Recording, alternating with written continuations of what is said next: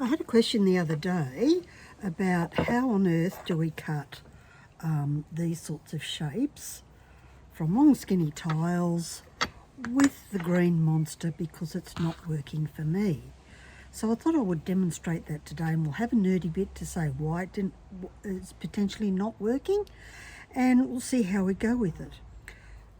I have this wall tile which is about 30 centimetres long and about 7.5 centimetres wide.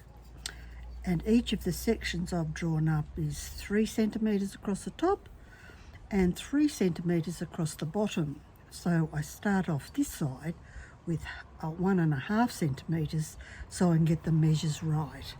So out of that I'm going to get quite a few petals, and quite large ones, so I can make a really big flower. So we have our glass scorer at the ready, which comes with the little green monster, or what is it called? What's the boring name? A tile or glass and tile cutter kit. I think it's portable so that tradies can take it to the workplace with ease. So we can score each of these lines across here, and I don't think you need to see me score because we all know how that works. You can draw it if you need it to be absolutely precise, or you can just freehand it with without the straight lines, and that way you'll have either very even petals or a little bit higgledy-piggledy as they would be in the garden. So I'll go through and score all of these, and I won't bore you while you watch me, and then we'll get to breaking it. Right, it's all scored now and we're going to break it. But before we start breaking it, we need to understand how the breaker works. So this is the nerdy bit. If we look closely underneath our little gadget, we'll see here's the breaking point in the middle, and then it has 2 bumpers on the side. You can see I've given mine quite a workout. I'm going to have to get some new ones soon. And this is the width of the things that you can break. So the first width is about 1 inch wide. So when you're using this to break, the action is like that. So you need to make sure you have enough space for those pieces. So what might be going wrong is potentially trying to break like this and there's nowhere for it to grip. So let's have a look at that. I'm going to line up the first one, which will be dead easy, this one here, or this one on the end. Let's go this one on the end. So remembering that this is where it needs to line up on the line. I unscrewed it all the way. So now I've got it all lined up. I know I've got enough width on each side here. So you can, oops, hopefully you can see that. Let me see. Is it showing you that? Yes, you can see that. And then screw it down for a break. Oh my goodness me, that was dead easy. Now I wouldn't be breaking it on this end here because there isn't enough room for the little feet. I don't know if you can see up there. Yes, you can see it just misses out, so it's not going to break properly. So I'm going to come in at the fat end and repeat that from this side. So I've got plenty of room. Whoops. I'm really cold and the wind is... Oh dear, that's the wind having a nice blow, just blew over my garbage bin. So we'll sneak in on the side here, line it all up, screw it down to where you need it to be, and break. Perfection. And then you can turn that into a petal shape, or some people like to do sunflowers with straight bits. So I'm going to shape these up and I'm going to break these all up.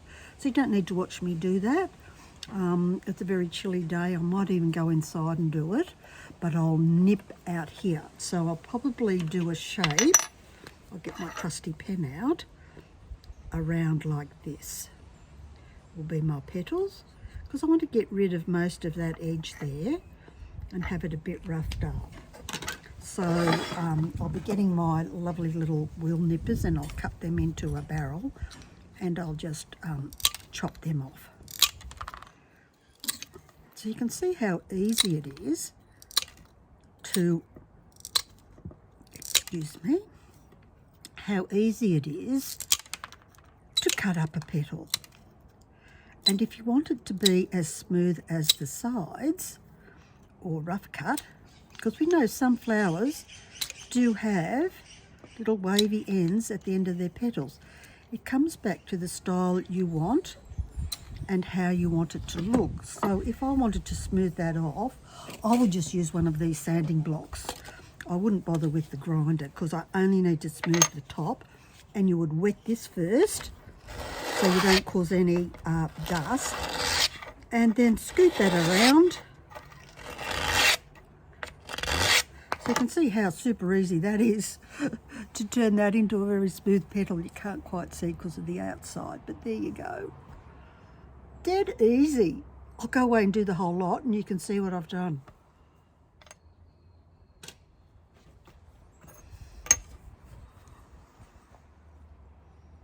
I've just started to shape these. You can see I've got the perfect flower shape here.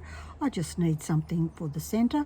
I might just chop off these little pointy bits to put a centre in the flower, and it should look pretty terrific. So instead of cutting it like that, which can be a bit tricky because it's just a teeny bit on the end here, turn it on its side and give it a nip. That way you can get it nice and easily as far down the end as you can without any drama and crushing it to death. That's all done. So with this technique, very little waste, and I get, out of 2 tiles, I'll get 3 flowers. And they're quite large flowers, so here's the size of my hand. So you can see they're nice big flowers, so they'd be great on, well, probably mostly flat surfaces, otherwise you would need to cut them if you were putting them on a small pot. If you're doing a flat surface, that'd be absolutely fine, like on stepping stones, for instance. They'd be perfect size. You don't have to be 3 inches away or 5 centimetres away to be able to see what you've created. And use whatever you like for the centre. Pretty good. Enjoy.